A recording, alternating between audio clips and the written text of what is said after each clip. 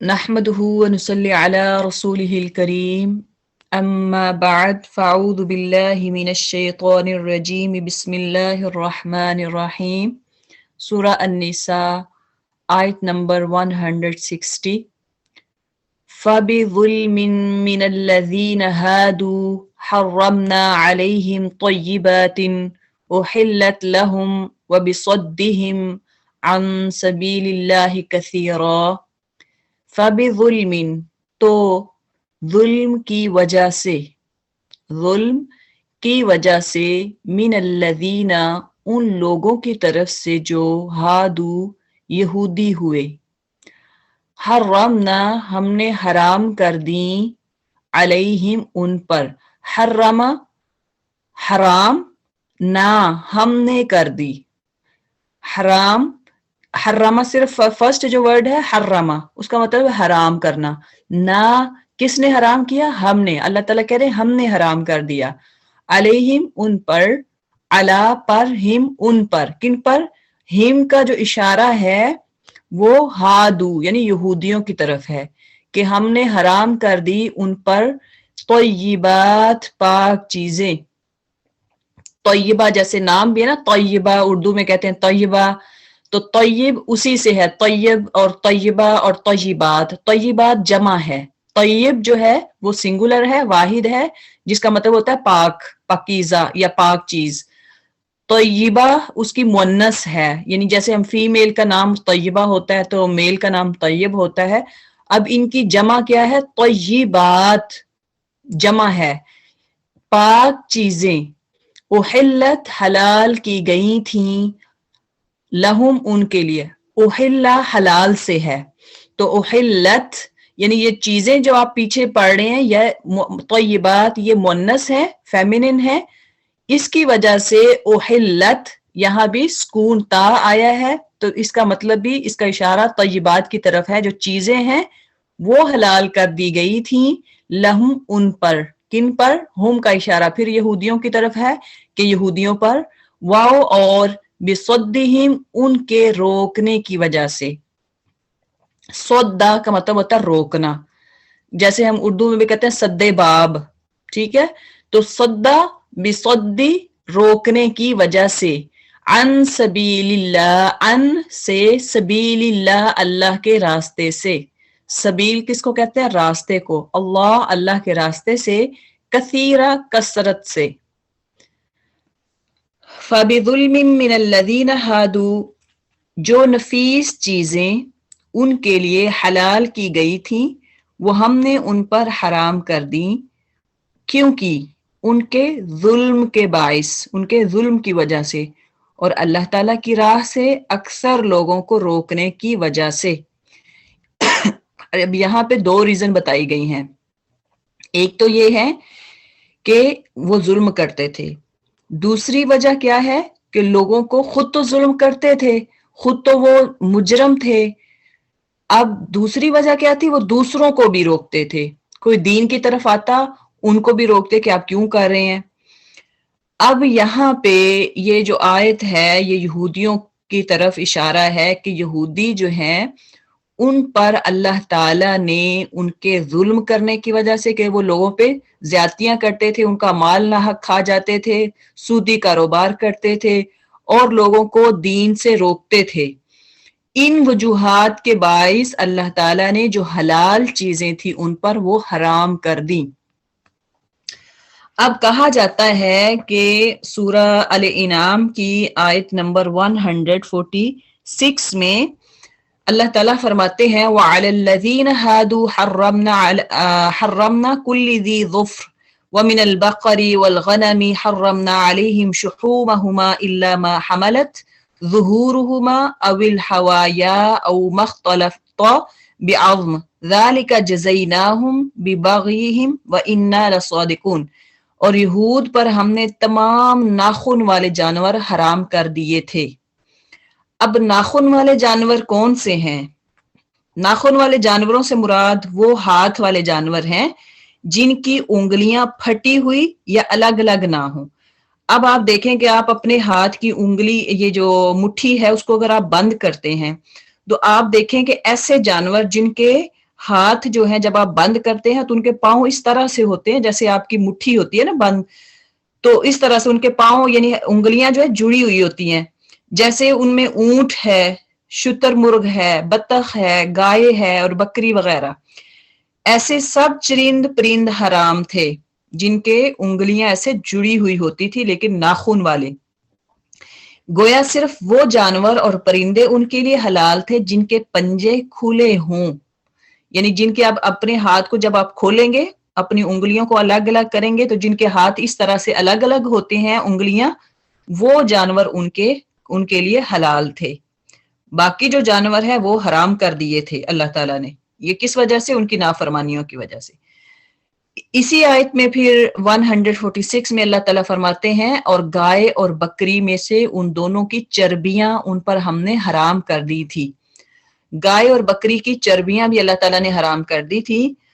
مگر وہ جو ان کی پشت پر یا انتڑیوں میں لگی ہو یا جو ہڈیوں سے ملی ہو، وہ بس چربی ان کے لیے حلال تھی۔ یعنی جو چربی گائے یا بکری کی آپ دیکھتے ہیں، دمبا جو ہوتا ہے اس کی بیک پہ چربی ہوتی ہے، اسی طرح سے انتڑیاں یعنی جو اوجری ہے یا ہڈیوں کے ساتھ ملی ہوئی چربی، اتنی سی بس مقدار جو ہے نا ان کے لیے حلال تھی۔ باقی چربی جیسے بوٹیوں کے ساتھ ہوتی ہے وہ حلال نہیں تھی، ہڈیوں والی حلال تھی۔ اسی طرح سے ان کی شرارت کے سبب ہم نے ان کو یہ سزا دی۔ اب یہودی کیا کہتے تھے کہ یہ چیزیں ہم نے بطور سزا اللہ تعالیٰ کہتے ہیں کہ ہم نے ان پر بطور سزا یہ چیزیں حرام کی، لیکن یہودیوں کا یہ دعویٰ تھا کہ حضرت یعقوب علیہ السلام نے اپنے اوپر حرام کی تھی، خود حرام کی تھی۔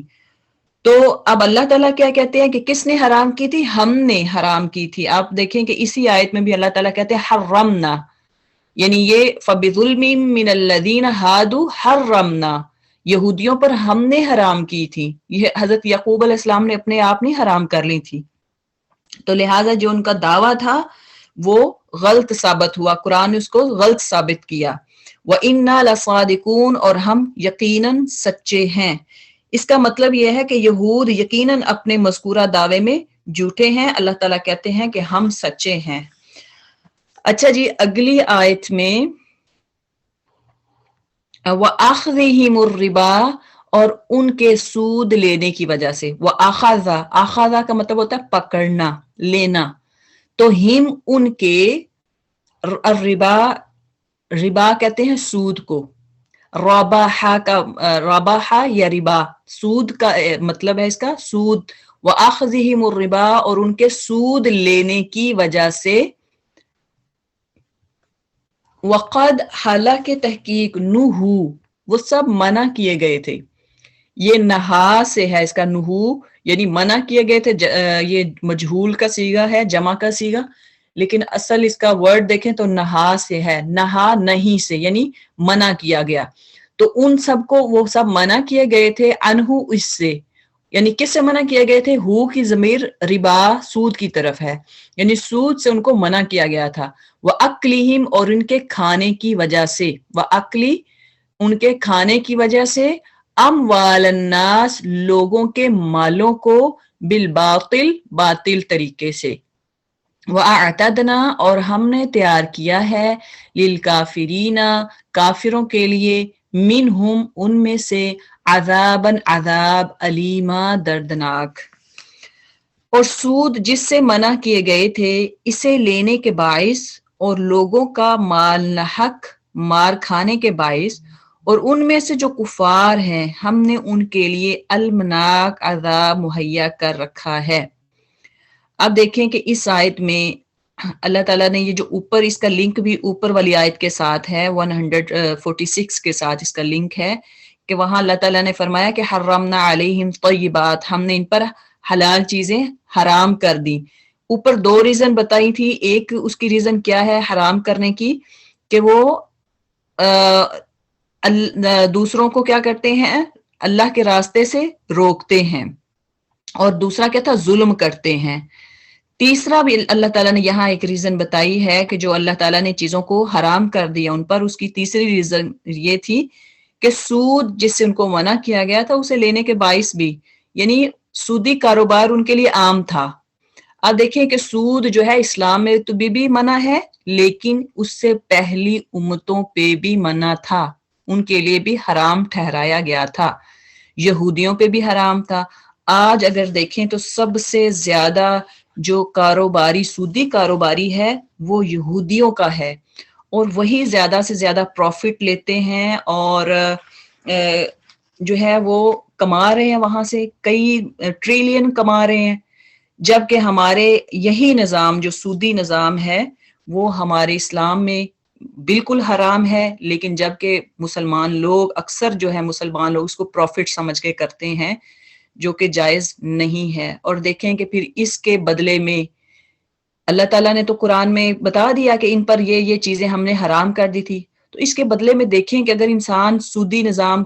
کاروبار کرتا ہے یا دوسروں کو کسی غریب کی نجائز اس سے فائدہ اٹھاتا ہے اس کے، تو دیکھیں کہ پھر آج ہمارے مسلمانوں پہ کتنی مصیبتیں آ رہی ہیں، ہماری اولادیں نافرمان ہے، گھر میں نچاکیاں، لڑائیاں، جھگڑے، خاندانوں میں جھگڑے، وہ پیار اور محبت نہیں رہا، خون جو ہے کہتے ہیں کہ وہ سفید ہو چکے ہیں۔ تو کیوں؟ یعنی ہمارے اس پہ دیکھیں کہ ہمارے اثر کس پہ ہو رہا ہے، ہماری نسلوں پہ ہو رہا ہے اس کا اثر، ہماری خاندانوں پہ اس کا اثر ہو رہا ہے، ہماری عبادات پہ اس کا اثر ہو رہا ہے کہ ایک بھی لقمہ اگر حرام کا کوئی کھاتا ہے تو 40 دن تک اس کی نماز قبول نہیں ہوتی ہے۔ تو ہمارے مسلمان دیکھیں کہ چھوٹی ایسے ہی بینک میں پیسہ رکھوائیں گے، وہاں سے سود آتا ہے، وہ کھاتے جاتے ہیں۔ دوسروں کو اگر کسی نے ادھار مانگا ہے تو قرض حسنہ دینا تو سنت ہے، قرض حسنہ کا تو اللہ قرآن میں بھی آیا ہے کہ آپ دو، تو اگر کوئی دیتا ہے تو اس کو لکھ لو، تو قرض حسنہ دینا تو اچھی بات ہے، اور یہ ایک صدقے جتنا ثواب ہے اگر کوئی قرض حسنہ دیتا ہے۔ لیکن قرض حسنہ کی بجائے لوگ کیا کہتے ہیں، اسے پروفٹ لیتے ہیں، جو کہ ناجائز ہے، اور اس کو پروفٹ کا نام دیا ہے، سود کو پروفٹ کا نام دیا ہے، جو کہ بالکل ناجائز ہے۔ تو یہ یہودیوں کے لیے بھی تھا کہ اللہ تعالیٰ نے کہا کہ ان پہ حلال چیزیں کیوں حرام کی گئی ہیں، اس کی تیسری ریزن کیا تھی؟ سود تھی۔ اور چوتھی ریزن اللہ تعالیٰ نے بتائی وَأَكْلِهِمْ أَمْوَالَ النَّاسِ، اور لوگوں کا مال ناحق مار کھانے کے باعث بھی ان پر حرام کیا گیا ہے، یعنی حلال کو حرام کر دیا گیا۔ تو دیکھیں کہ ہماری مسلمانوں کے یہ وہ بھی ایسے ہی کرتے ہیں کہ دوسروں کا مال، چھوٹے بہن بھائیوں کا مال ہڑپ کر جائیں گے، ہمسایوں کا یا اپنی فیملی کا، یا ایک بڑا خاندان کا بڑا فرد ہے، وہ اس کے ہاتھ میں ساری چیز، مطلب کہہ لیں کہ سارا گھر کا کاروبار ہے، ماں باپ فوت ہو جاتے ہیں، وہ پھر ناجائز سلوک کرتا ہے اپنے چھوٹے بہن بھائیوں پہ، تو جو کہ ان کی جائیداد بھی ہڑپ کر جائیں گے، ان کا مال بھی ہڑپ کر جائیں گے۔ اگر کسی کا بزنس ہے تو اس کو بھی کوشش کرتے ہیں کہ پوری طرح سے اڑا جائے، اور ان کو باقی جو چھوٹے بہن بھائی ان کو خالی ہاتھ چھوڑ دیا جاتا ہے، جو کہ یہ ناجائز ہے۔ اب دیکھیں کہ اللہ تعالیٰ اب امت محمدیہ پہ تو عذاب نازل نہیں کر سکتے، لیکن عذاب یہی ہے کہ جو ہماری نسلیں، ہمارے خاندان، ہمارے آپس میں جو لڑائیاں جھگڑے ہو رہے ہیں، خرابیاں ہو رہی ہیں، یہی ہم پہ سب سے بڑا عذاب ہے۔ اور غیر مسلم کو مسلمانوں پہ مسلط کر دینا، غیر مسلم کو مسلمانوں کے اندر ان کا ڈر ڈال دینا، ان کی وحشت ڈال دینا، کیا یہ عذاب سے کم ہے؟ تو اللہ تعالیٰ ہمیں ہدایت دے، ہمارے مسلمانوں کو ہدایت دے۔ آگے فرمائے وَاعْتَدْنَا، صرف اتنی بات نہیں ہے کہ دنیا میں عذاب، دنیا میں تو عذاب ملے گا، لیکن وَاعْتَدْنَا لِلْكَافِرِينَ مِنْهُمْ عَذَابًا أَلِيمًا، آخرت میں ہم نے ان کے لیے المناک عذاب مہیا کر رکھا ہے، آخرت میں بھی بہت دردناک عذاب ہوگا۔ اگلی آیت ہے لَٰكِنِ الرَّاسِخُونَ فِي الْعِلْمِ مِنْهُمْ وَالْمُؤْمِنُونَ، البتہ الراسخون، لیکن الراسخون جو سب پختہ ہیں، فی العلم علم میں، منہم ان میں سے، والمؤمنون اور وہ سب مومن ہیں، یؤمنون ایمان لاتے ہیں، بما انزلہ اس پر جو نازل کیا گیا، الیکا آپ کی طرف، انزلہ نازلہ سے ہے، یعنی نازل کی گئی یا نازل کیا گیا آپ کی طرف، اس پہ بھی وہ ایمان لاتے ہیں، وما انزلہ اور جو نازل کیا گیا، من قبلک آپ سے پہلے، یعنی آپ صلی اللہ علیہ وسلم سے پہلے جو کتابیں نازل کی گئیں انبیاء پر، ان پہ بھی وہ ایمان لاتے ہیں، والمقیمین اور سب قائم کرنے والے ہیں، الصلاۃ نماز کو، والموتونا اور سب ادا کرتے ہیں الزکاۃ زکات، والمؤمنون اور سب ایمان لانے والے ہیں باللہ اللہ کے ساتھ، والیوم الآخر اور والیوم الآخری اور آخرت کے دن پر، اولئک یہی وہ لوگ ہیں سنؤتیہم ان قریب ہم انہیں دیں گے، یہ عطا سے ہے دینا، تو ہم ان کو نون شروع میں آ گیا تو اس کا مطلب ہے ہم دیں گے، اجرن عظیما اجر عظیم۔ اب اس آیت میں لیکن الراسخون لیکن ان میں سے جو کامل اور مضبوط علم والے ہیں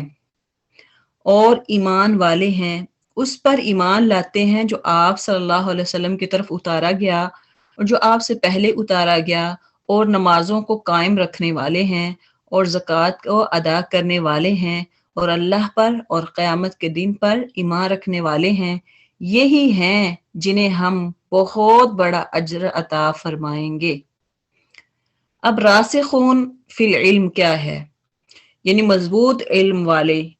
ان سے مراد عبداللہ بن سلام رضی اللہ تعالی عنہ وغیرہ ہے جو یہودیوں میں سے مسلمان ہو گئے تھے، یعنی یہودیوں میں بھی اس وقت آپ صلی اللہ علیہ وسلم کے دور میں کئی مسلمان ہو گئے تھے، تو ان سے مراد وہ ہیں۔ اسی طرح سے نماز قائم کرنے والے، زکوٰۃ ادا کرنے والے اور اللہ پر قیامت پر ایمان رکھنے والے، یعنی اس سے مراد زکوٰۃ سے مراد جو ہے نا، ایک تو وہ زکوٰۃ ہے جو ہم مال میں سے ادا کرتے ہیں، جو سالانہ ادا کرتے ہیں زکوٰۃ، ایک تو وہ ہے۔ دوسرا اس سے مراد جو ہے اخلاق اور کردار کا تزکیہ بھی ہے، یعنی ہمارا اخلاق جو ہے اس کا تزکیہ کرنا، ہمارے اپنے نفس کا تزکیہ کرنا کہ کیا ہم صحیح کر رہے ہیں، ہم کیا کر رہے ہیں، یعنی اپنے دل، اپنے جو فزیکل ہمارے جو ایکشن ہیں یا ہمارا جو دل ہے اس کی پاکی، اس کو پاک کرنا، اس سے مراد یہ بھی ہے۔ اور قیامت پر اور اللہ پر بھی ایمان رکھنے والے، تو یہ کون لوگ ہیں؟ یعنی اس سے مراد صحابہ اور مسلمان، اور یعنی وہ سب مراد ہیں جو بھی نماز پڑھنے والے ہیں، زکوٰۃ ادا کرنے والے ہیں۔ اللہ تعالیٰ کہتے ہیں ان سب کو ہم ضرور اجر عظیم عطا فرمائیں گے۔ آگے ہے انا اوحینا الیکا، انا بے شک ہم نے، اوحینا ہم نے وحی بھیجی ہے، اوحا یعنی وحی سے ہے، وحی، تو اوحینا نہ ہم نے بھیجی ہے، الیکا آپ کی طرف، کما جیسا کہ، اوحینا ہم نے وحی بھیجی، الی نوح نوح علیہ السلام کی طرف، والنبیین اور سب نبیوں کی طرف، من بعدہ اس کے بعد،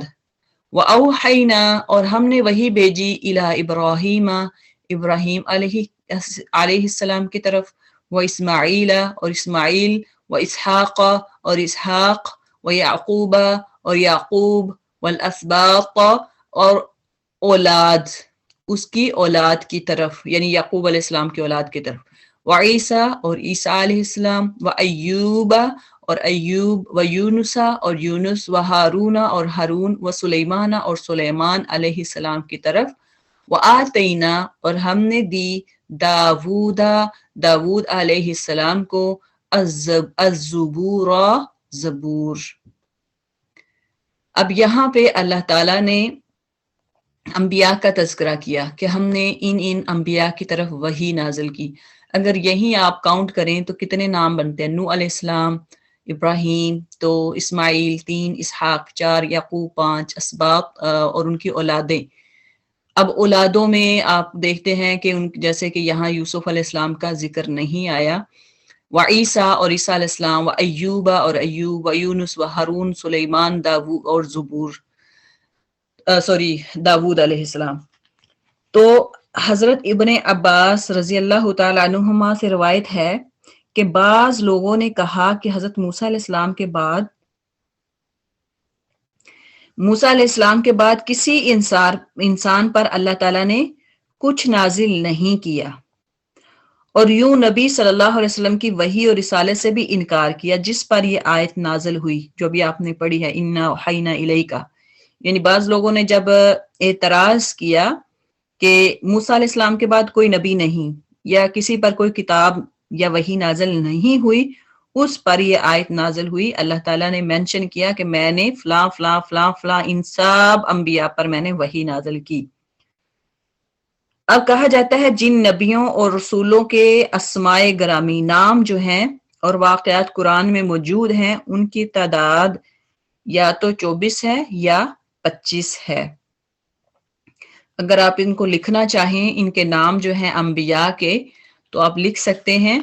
انبیاء کے نام جو قرآن میں موجود ہیں. ان میں سے ایک ہے آدم علیہ السلام، ادریس علیہ السلام، نوح علیہ السلام،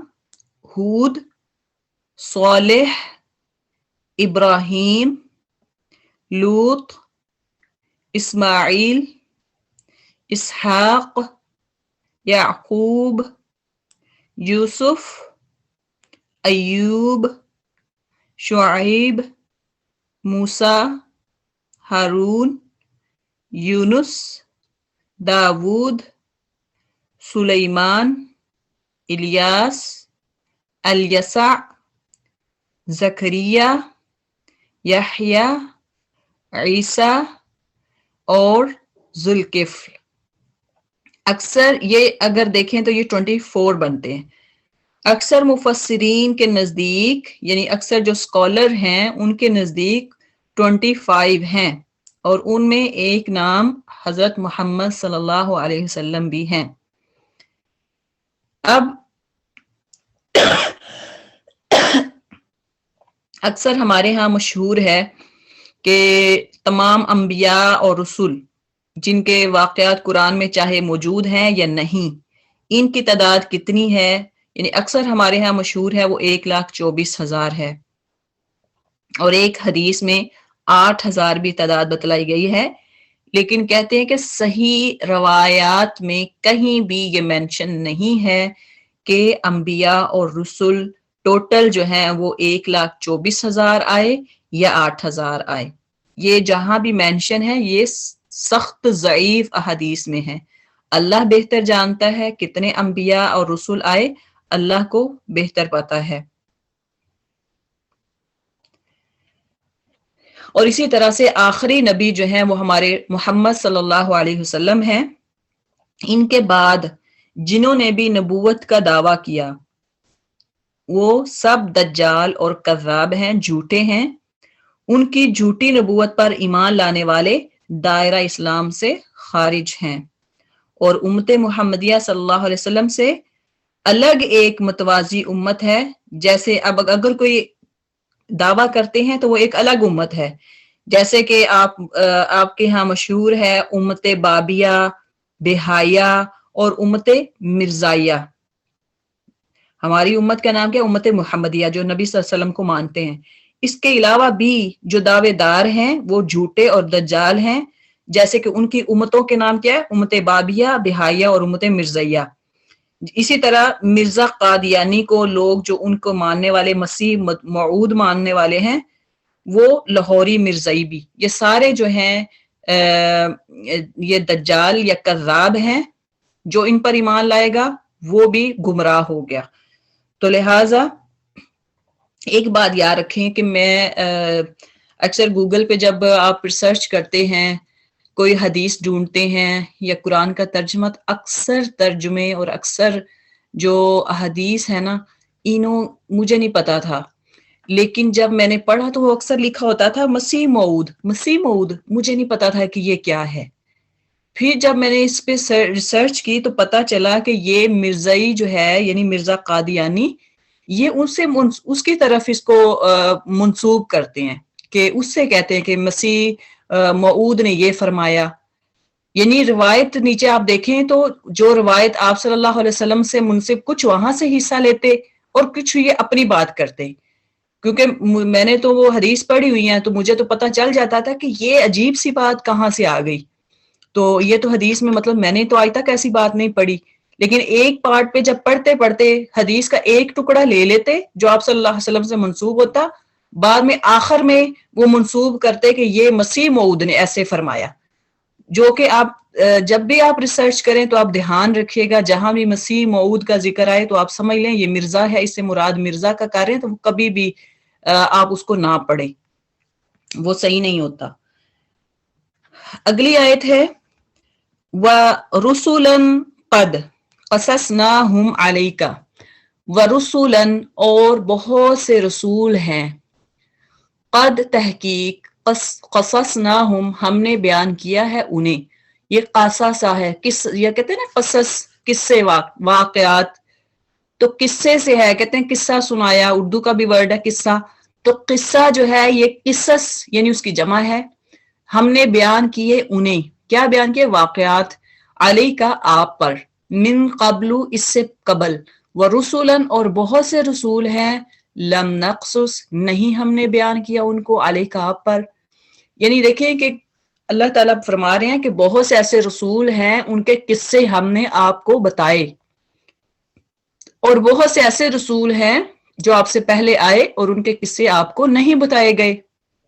وَكَلَّمَ اللَّهُ اور اللہ نے بات کی موسیٰ علیہ السلام سے تکلیمہ بول کر، اور آپ سے پہلے کہ بہت سے رسولوں کے واقعات ہم نے آپ سے بیان کیے ہیں اور بہت سے رسولوں کے نہیں بھی کیے، اور موسیٰ علیہ السلام سے اللہ تعالیٰ نے صاف طور پر کلام کیا۔ اب اس میں کہ موسیٰ علیہ السلام کو یہ خاص ان کی یہ صفت ہے جس میں وہ دوسرے انبیاء سے ممتاز بھی ہیں، یعنی صحیح ابن حبان کی ایک روایت ہے کہ امام ابن کثیر نے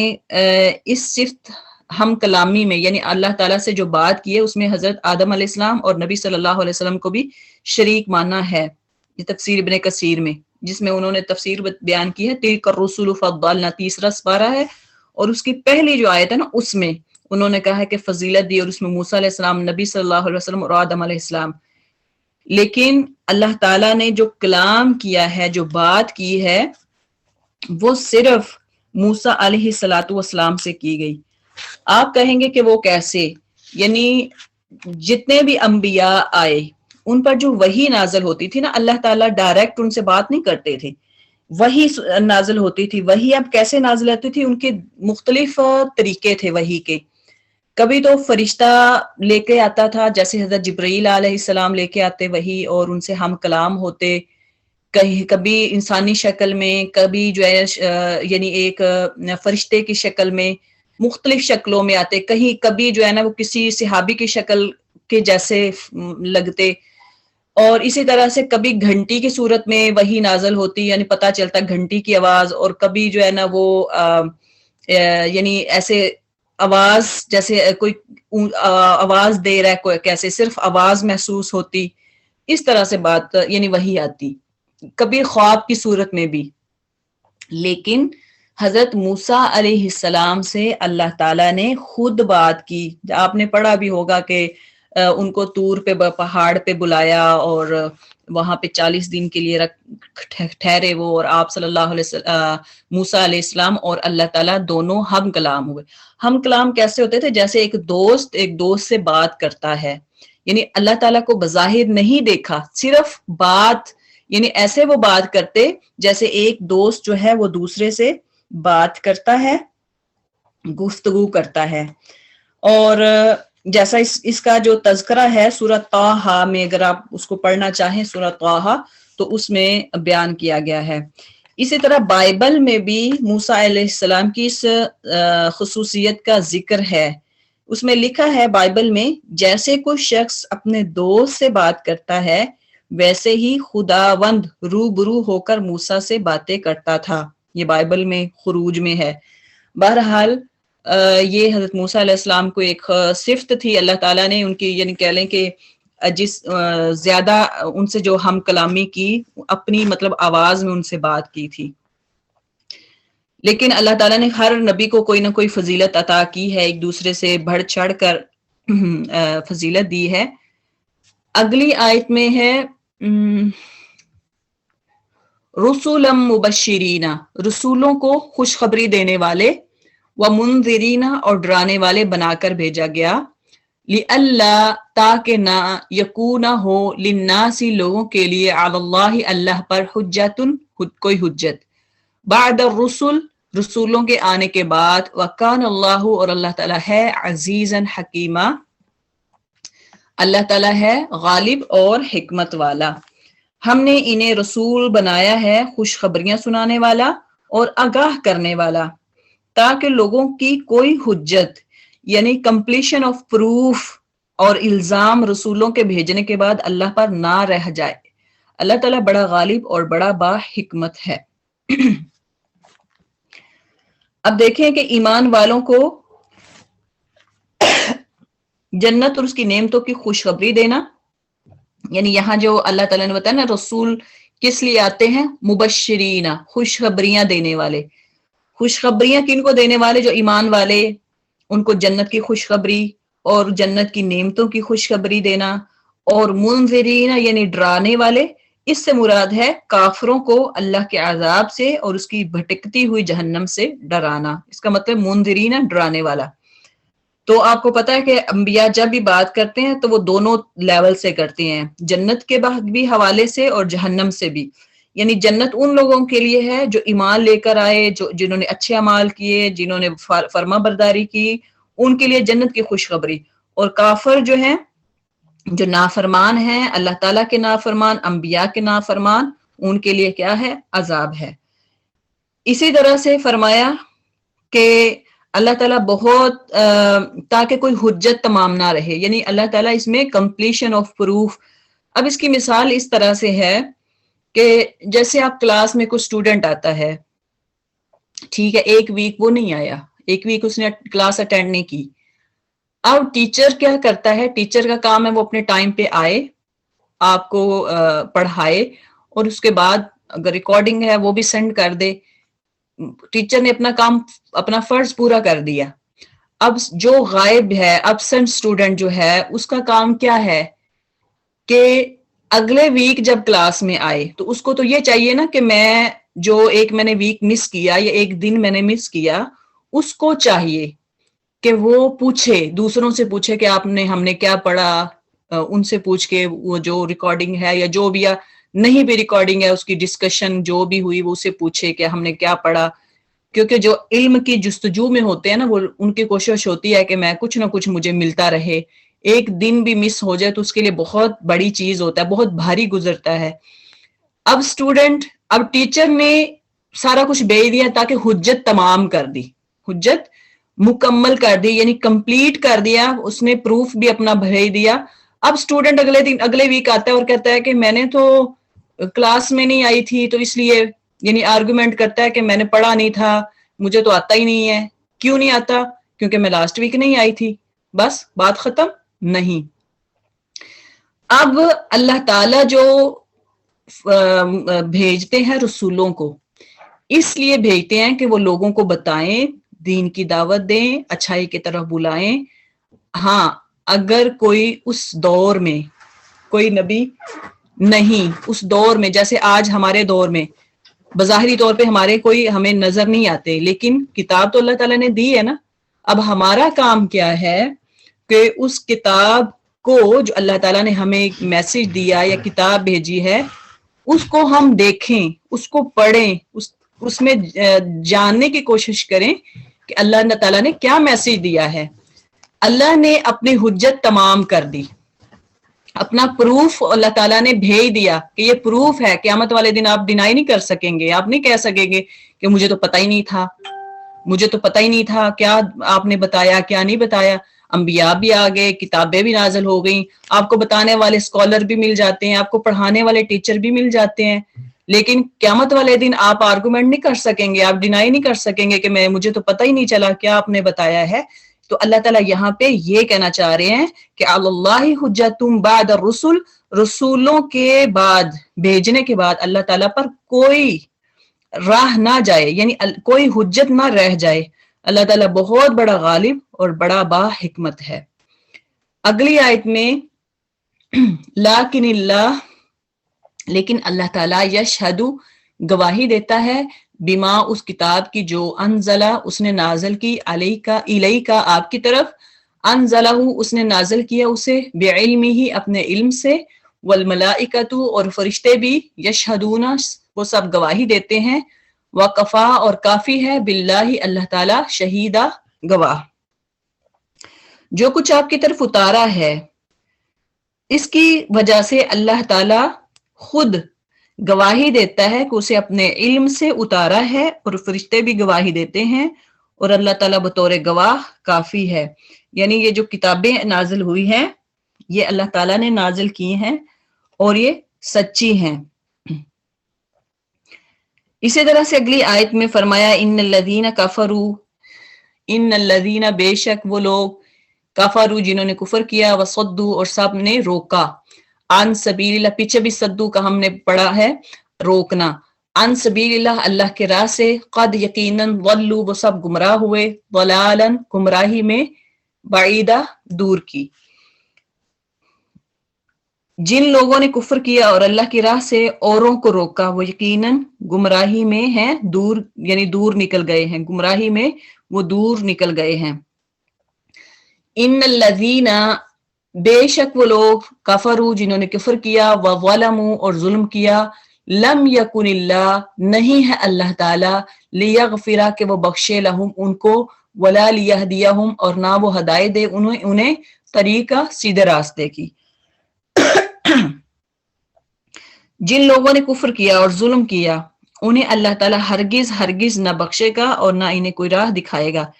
یعنی نہ انہیں بخشے گا اور نہ کوئی انہیں سیدھی راہ دکھائے گا، الا طریق جہنم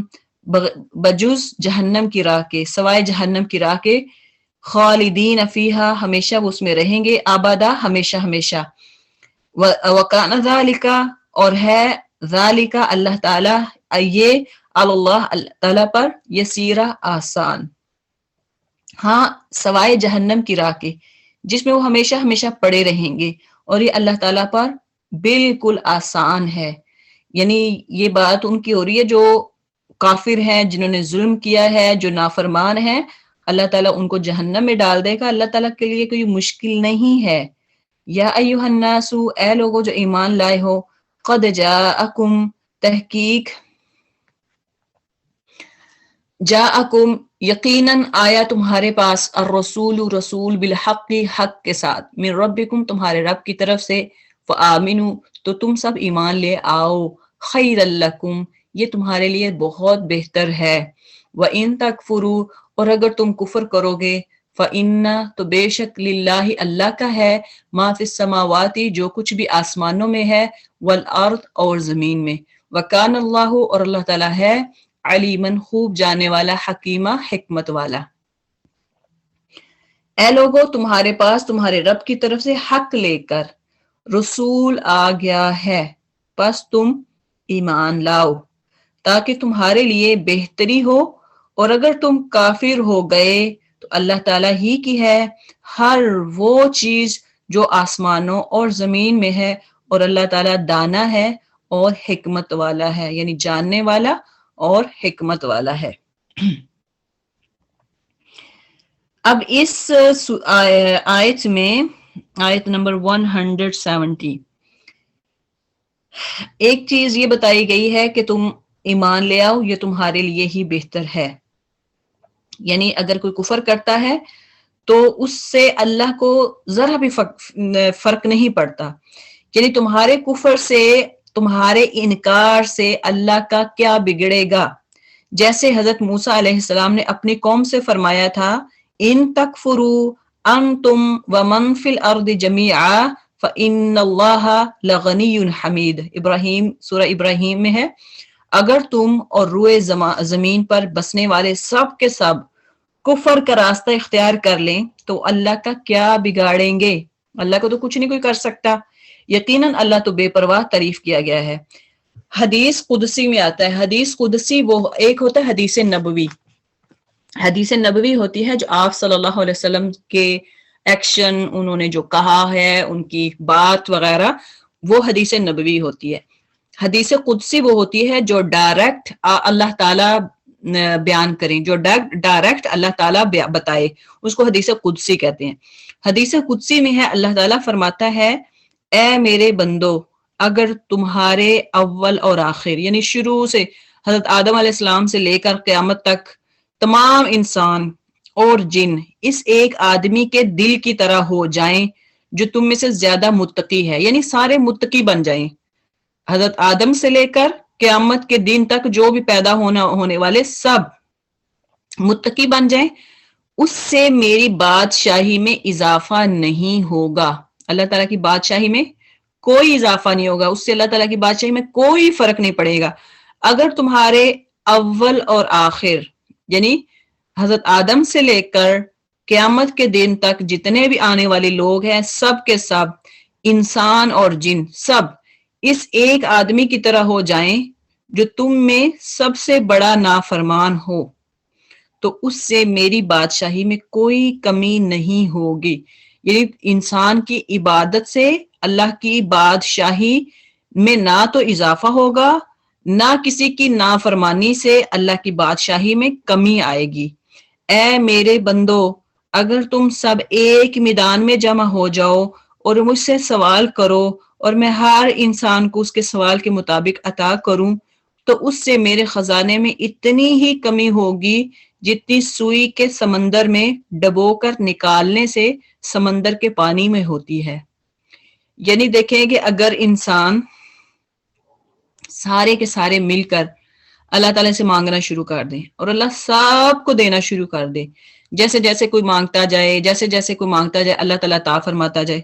اللہ تعالیٰ کہتے ہیں میرے خزانے میں اتنی کمی ہوگی جتنی آپ سمندر کے پانی میں آپ سوئی ڈبوتے ہیں اس کو پھر نکالتے ہیں، تو کتنی کمی ہوگی سمندر میں؟ کچھ ہوگی؟ کچھ فرق پڑے گا؟ کچھ بھی نہیں فرق پڑے گا۔ تو اسی طرح اللہ تعالیٰ کی یعنی اللہ تعالیٰ اتنا اس کی وسیع ہے پیمانہ، اللہ تعالیٰ کی قدرت کا اتنا وسیع ہے کہ اللہ تعالیٰ کو کچھ فرق نہیں پڑتا، نہ دینے میں پڑتا ہے۔ اگر کوئی انسان عبادت کرتا ہے اللہ تعالیٰ کی تو یہ نہ سمجھے کہ میں اللہ پہ احسان کر رہا ہوں، مگر یہ سمجھے کہ میں اپنی ذات پہ احسان کر رہا ہوں۔ میں اللہ کی عبادت کروں گا اپنے لیے کر رہا ہوں، میں اللہ کی ذات پہ کوئی فرق نہیں پڑے گا، اللہ تعالیٰ کی بادشاہت اس سے بڑی نہیں ہوگی، نہ اللہ تعالیٰ کی کوئی نافرمانی کرتا ہے تو اس سے اللہ تعالیٰ کو کوئی فرق نہیں پڑتا، اس سے اللہ تعالیٰ کی قدرت میں، اس میں اللہ تعالیٰ کی بادشاہت میں کوئی کمی نہیں آتی اگر کوئی اللہ تعالیٰ کی قدرت کا یا اللہ تعالیٰ کی ذات کا انکار کرتا ہے، اس کی نافرمانی کرتا ہے۔ تو اس لیے انسان عبادت کرتا ہے تو یہ سمجھ کے کرے کہ میں صرف اور صرف اپنی ذات کے لیے کر رہا ہوں، کیونکہ اگر میں نماز پڑھوں گا، قرآن پڑھوں گا، عبادت کروں گا، روزہ رکھوں گا، اچھے کام کروں گا، فرما برداری کروں گا، نبی صلی اللہ علیہ وسلم کی فرما برداری کرتا ہوں، اس کی سنت کو اپناتا ہوں، والدین کی فرما برداری کرتا ہوں، تو میں کسی پہ احسان نہیں کر رہا۔ کس پہ احسان کر رہا ہوں؟ صرف اپنی ذات پہ، کیونکہ جب میں اچھا بنوں گا تو پھر اس سے کیا ہوگا کہ مجھے جنت مجھے ملے گی، کسی اور کو نہیں ملے گی۔ تو جنت لینے کے لیے، اپنے آپ کو جہنم سے بچانے کے لیے یہ سارے کام ہمیں کرنے ہوں گے۔ وما علینا الا البلاغ وآخر دعوانا ان الحمد للہ رب العالمین۔